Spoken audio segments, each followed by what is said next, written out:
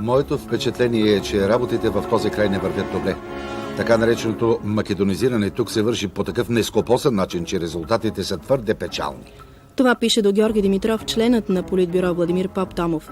Той недоумява защо в този български край думата българин е ерес и окачествява македонизирането като чудовищно.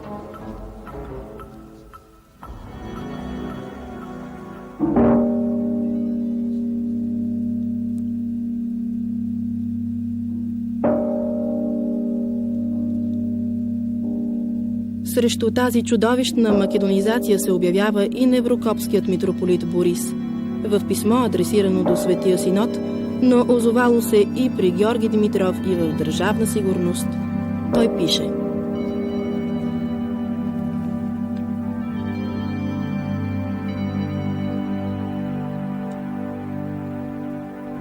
В църковните проповеди, понякога след обращението християни и християнки, употребяваме обращението българи и българки, когато биват засягани въпроси за народа и родината. Това се е сторило на някои фактори в Неврокоп страшно престъпление и те са отправили злобни заплахи, че ще ли сме да разберем как така ще говорим за българи в Неврокоп, когато там и в целия Пирински край нямало никакви българи.